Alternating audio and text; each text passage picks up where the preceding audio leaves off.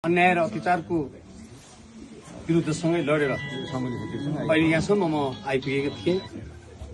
मलाई साह्रै दुःख र पीडा भएको छ। सबै ओखलढुङ्गेली जनताहरूले मलाई रोजेको छ, खोजेको छ।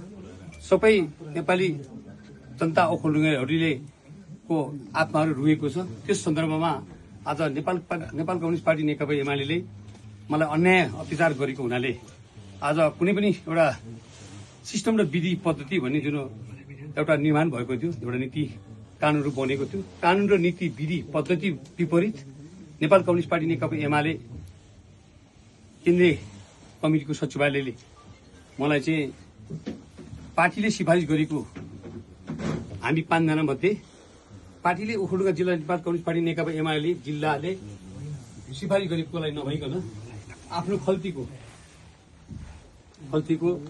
व्यक्तिलाई लिएर आएर चुनाव नेपाल कम्युनिस्ट पार्टी नेकपा एमालेको टिकट प्रदान गरेको हुनाले पनि त्यहाँका सम्पूर्ण कम्युनिस्ट पार्टीका साथीहरू सबै त्यहाँको जनताहरूले मलाई अनुरोध गर्नुभयो। धेरै पटक उहाँहरू अनुभव रूपमा मलाई उहाँहरूले अनुरोध गर्नुभयो।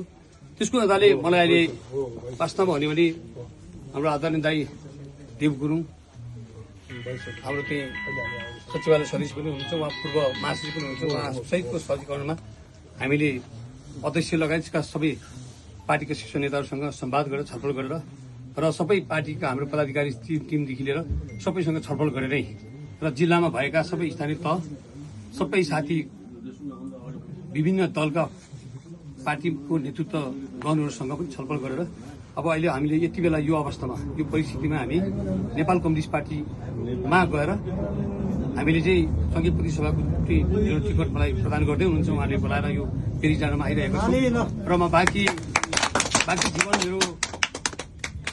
मैले आफ्नो जुन परिवर्तनको निम्ति र समृद्धिको यात्राको जगमा म आफू बसेर मैले ओखलढुङ्गालाई समुन्नत विकास र परिवर्तन गर्ने संकल्पसहित म गएको थियौँ।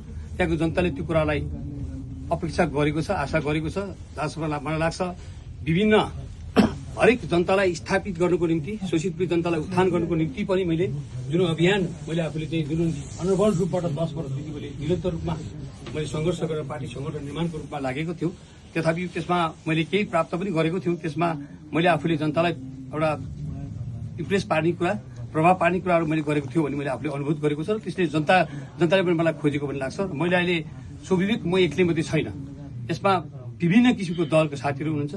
हाम्रो चाहिँ आदरणीय नेता गम्बु शेर्पा केन्द्रीय सदस्य पनि हुनुहुन्छ, उहाँ चाहिँ पालिकाको सिजिदम्बा गाउँपालिकाको अध्यक्ष पनि हुनुहुन्छ। त्यसमा त लगायत अरू विभिन्न साथीहरू पोलिटिकली पार्टीका साथीहरूले पनि सल्लाह सुझावबाट तपाईँलाई यति जनताले खोजिएको छ, तपाईँ एउटा पार्टीबाट कुनै पनि टिकट लिएर जानुहोस् भन्ने खालको सन्दर्भमा कुरा आइसकेपछि विरोध रूपमा हाम्रो साथीहरूसँग चाहिँ नेपाल कम्युनिस्ट पार्टीको साथीहरूसँग छलफल गरिसकेपछि ओखलढुङ्गामा जनताले खोजेको छ, तपाईँ जानुपर्छ भन्ने सबैको अपरिहार्यता ठानेर मलाई चाहिँ टिकट प्रदान गर्नुभएको छ। आदरणीय दाई देव गुरुङलाई पनि म धन्यवाद व्यक्त गर्न चाहन्छु। सबै उपस्थित कमिटीहरूलाई धन्यवाद दिन चाहन्छु। म परिवर्तन र सङ्कल्पसहित म गएको छु, एउटा निस्वार्थ भावनाको साथमा म गएको छु। मलाई कुनै लिनु छैन।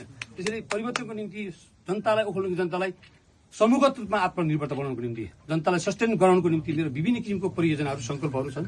त्यो परियोजनाहरू कृषि आदिको कुराहरूदेखि लिएर यावत कुराहरू ओखलढुङ्गा जनताले त्यो कुरा मनन गरेको छ, बुझेको छ, देखेको छ। त्यसो भएकोले पनि म नेपाल कम्युनिस्ट पार्टी नेकपा एमाले छोडेर नेपाल कम्युनिस्ट पार्टीमा म चाहिँ आजको मितिबाट चाहिँ मैले म प्रवेश गरिसकेँ भन्ने कुरो यहाँलाई जानकारी गराएर म आफ्नो ठाउँमा आउनुपर्नेछ। यति कुरा मैले